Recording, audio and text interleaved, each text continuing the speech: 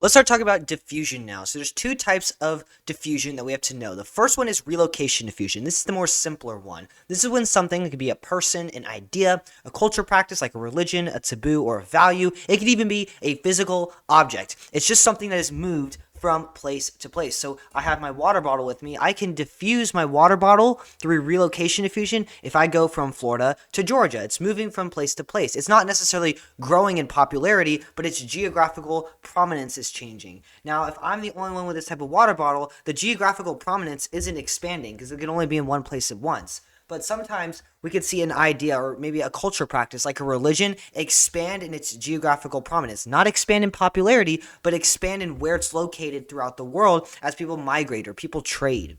So folk culture diffusing typically is through relocation diffusion. Remember, folk culture are those cultural characteristics that are usually linked to a local area or maybe an indigenous group. These don't typically expand or grow in popularity when they diffuse. They typically just move from place to place.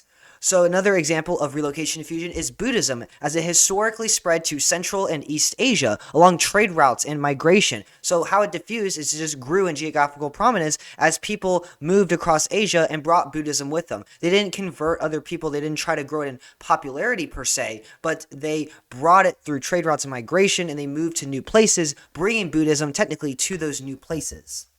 We look at the European Amish who have moved to the United States, particularly settling in Pennsylvania. And they haven't been known to really convert a lot of people, but they've brought Amish beliefs, Amish traditions, and practices to the United States from Europe. So it's prevalent, particularly in the United States, particularly Pennsylvania, as well as in areas of Europe. We could look at first wave European migrants, especially from Scandinavia, that brought about the log cabin. We see log cabins all over the United States. When I go to Tennessee, I see them everywhere. And log cabins are pretty prominent in Scandinavia as well. They brought that idea of how to build a building, how to build a house, a log cabin, with them from Scandinavia using resources. And we can kind of link this to folk culture because they used the resources in Scandinavia that are similar to those in the United States to build log cabins. And we can actually look at the concept of distance decay to credit to relocation diffusion. The further away something is, the less likely it is to diffuse there. So South America is very far from Pennsylvania. It's less likely that the Amish are going to diffuse their cultural characteristics to somewhere in South America as opposed to maybe in Canada or somewhere else in the United States or even Mexico, because Mexico is closer to Pennsylvania than, let's say, Peru, Venezuela, or Brazil is. Now, the other type of diffusion is expansion diffusion. This is when something grows in popularity and spreads from its original location to multiple locations. Hence, it expands. It expands in popularity. So a good example of this is diseases. Those can spread from person to person. They can spread rather quickly. We don't really focus on the rates, but we're focusing on who they spread to and how much it spreads and how much it grows in popularity, because that's what causes disease outbreaks. That's what causes epidemics and pandemics. We've experienced that very greatly, where a disease starts somewhere around the world and it grows to become a global phenomenon and more people are getting infected with this disease. That's expansion diffusion.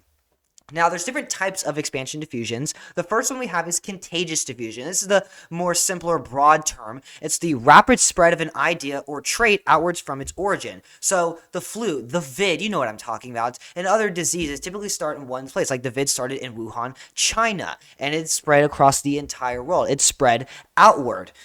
We also have fashion trends like ripped jeans, crop tops, or Crocs. These all started in one place. Crocs, for example, is a company. It started in one place, the founding city that it's located in, and it's diffused outward. And people around the country and in other countries have Crocs. And they also follow similar fashion trends like ripped jeans or crop tops. A lot of times these trends can originate on social media using fashion and clothing and materials that are already available, but they're utilizing them in a different way to start a trend. Any type of trend that typically diffuses through social media or some type of communication technology or just news media, that is contagious diffusion.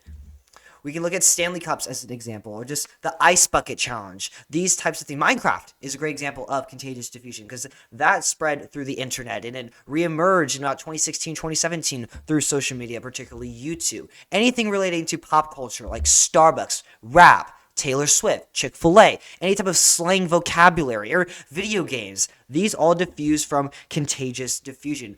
We don't see that with folk culture as much. That goes through relocation diffusion. We can see music expanded through contagious diffusion. We can look at urban legends as well as expanding through contagious diffusion. If you go to a school, which most of you probably do, rumors will spread across your school. They typically can spread very quickly. It starts with one person telling another, and soon everyone in the entire school knows about it. That's contagious diffusion.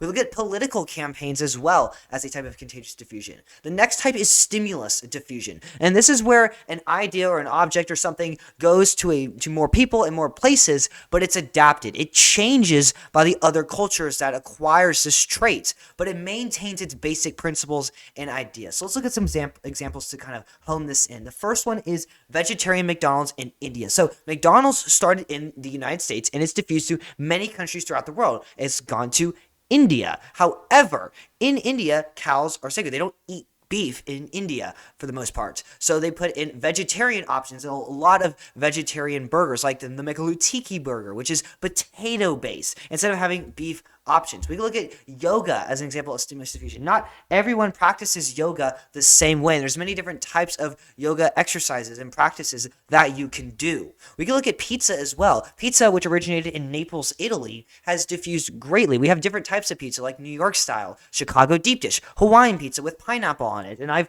never met an Italian person that thinks pineapple on pizza is a good idea. It just changes as it goes to more places. If you go to other countries outside the United States or even countries in Europe, they're going to make pizza differently, maybe slightly differently, or maybe extremely differently than that in Italy. We can look at the automobile as well. There are so many different types of cars and different types of car brands, and it all started with one. And as more cars were made and more people got cars, more people made different types of cars and different brands emerged and all kinds of things. And cars vary from place to place that you go to. We have EV cars now. We actually have AV cars as well, which are AV is just self-driving cars. Of course, we have our gas-powered cars. We have diesel cars, we have trucks, motorcycles, all kinds of different automobiles that have diffused. We look at Christianity as well. We have a lot of different denominations in the Christianity religion. We have the three main branches, which is Orthodox, Catholic Christianity, and Protestantism. And we have different denominations within those as well with different beliefs and practices. We have English, the English language, and other languages. We could probably think of almost every other language has some type of difference depending on where you are and who you're talking to. For the case of English, we have maybe different accents, we have different dialects, different vocabulary, maybe different grammar and ways of spelling things. That's very prominent compared to American English to English, English from the United Kingdom and England. We look at the usage of gunpowder. This is just a very specific historical example. Gunpowder was originally used for fireworks. It was created by the Chinese centuries ago, and now we use gunpowder particularly for not just fireworks, but also firearms. We look at rugby to football. Rugby originally started as the sport, and then it's diffused to football when it got to the United States. And the United States, for the most part, is the only country that has that traditional football. That's why when you say football in Spanish, you say fútbol americano, because it's American football. It's changed so much that it's very distinct and recognizable to the United States. We look at sushi as well. We have different types of sushi rolls. Sushi originated in Japan, but the United States has made new types of sushi, such as the California roll.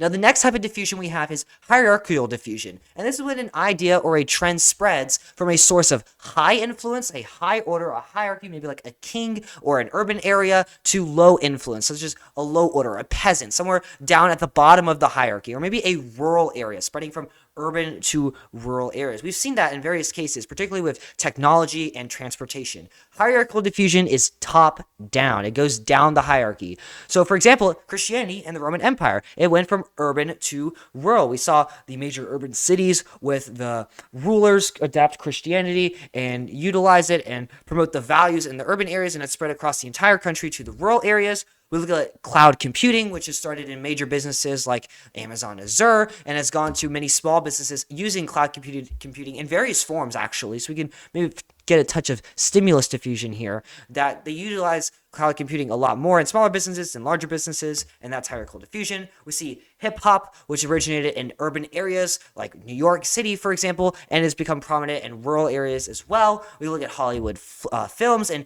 phrases from those films, like the phrase, "show me the money." That's from Jerry Maguire, which is a Hollywood film with Tom Cruise, and people around the country and other countries will say, "show me the money," and it started from that movie. We look at the metric system as well, which has gone from high influence to low influence. It was a very prominent system in France, where it originated from, and it's gone to the rest of the world, besides the United States. We look at cryptocurrency as well. It started with major influencers and personnel, and it spread particularly through the internet from the rich and the wealthy and the influence to the average day American Joe and people locked up in their basement at 3 a.m. trying to mine Bitcoin. We have Tesla as well. Tesla started as a very expensive car brand that started with the wealthy, but now you don't have to be as wealthy to acquire a Tesla. And in a lot of cases, getting a Tesla is actually a cheaper option compared to other modern automobiles. And it hasn't always been this way. And then the last example I have here is televisions. Televisions used to be so expensive. They were thousands of dollars when they came out. And when a new television comes out, it's always very expensive, but the price always goes down dramatically as time goes on. For example, you see on this graph here on the right, this is a 32-inch LCD TV. The average price in 2008 was about $750, and in just 4 years, it dropped to $200. So people who were not as wealthy could acquire this same TV, and every TV is like this. It goes down in price dramatically as time goes on because better TVs come out, and that's how the demand changes the price. It's basic economics, I'm telling you that. So the last one we have here is reverse hierarchical diffusion. It's the opposite of hierarchical diffusion. It's a bottom-up approach. So it's when an idea or trend spreads from a source of low influence, someone that's the bottom of the hierarchy with no influence whatsoever, or someone in a rural area, and it goes up. It goes to higher influence. It goes to a higher order, someone at the top of the hierarchy, like someone, like a political official or a king or a social media star, or someone in an urban area adapts the trend as well. It's a bottom-up approach. So, for example, for Walmart started in Bentonville, Arkansas. It's just a small little store, and now it's become a countrywide phenomenon. And there's so many memes, and everyone knows Walmart because it's in every single town across the nation. We look at country music, which started in rural areas and is diffused to become a very widespread and popular music genre, and is particularly urbanized greatly as it has a lot of pop influences with it. We see tattoos as well that started with sailors, bikers, and even indigenous people. And now people around the world have tattoos. It can be a sign of status. It can be just a sign. It can just show symbolism. It can be pop culture on your tattoos as well. It's a very common practice, especially in urban areas. Tattoos are very prominent in urban areas. Look at trucker hats as well. They started, of course, with truckers, and now people, the average Joe, just wears them. You can find them everywhere now. Look at blue jeans, which started in more rural areas with people with just less influence who couldn't afford pricier clothing. And now blue jeans are worn by everyone and become major fashion statements across the world. Look at axe throwing and cornhole. These are rural-based games that have become very popular now. And we look at bubble tea as another example of this. Reggaeton music. So I have some practice questions here. We got through 5 different examples, and I want you to identify what type of diffusion it is. So the first one here is Turkish coffee began as a local drink during the Ottoman Empire, so that was hundreds of years ago, and has spread to become a global beverage found throughout the world. So we can see here with our 2 keywords, local to global. That's going from a bottom-up approach, and that is reverse hierarchical diffusion, where we go from a less influence area to an area of higher influence, or a rural to urban area. The next one is robotic surgery and other technical medical advancements. So these innovations and technologies are very expensive to start, and they're typically going to be initially utilized by people with a lot of wealth, a lot of influence and research and education, and just a lot of money and a lot of resources to be able to create such excellent innovations. And so it's not going to be used by the average Joe, and it's certainly not going to be used from poorer hospitals or hospitals maybe in more rural areas that don't have access to the technology. But as more advancements have occurred, and we've seen this throughout history, more and more individuals and organizations and hospitals and healthcare facilities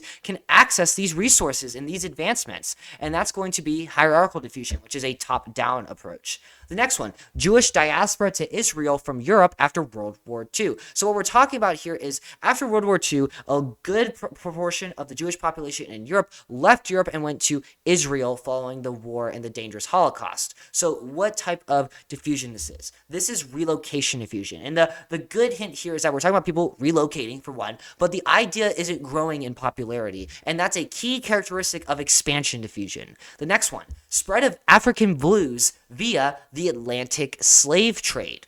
Oh, that's a good example. This is going to be relocation diffusion as well, because it's not really growing in popularity. It's actually a characteristic of folk culture, which diffuses primarily through relocation diffusion. The last one, Gen Z terms like lit, Riz, and Bay. These typically spread through social media, so that's going to be contagious diffusion.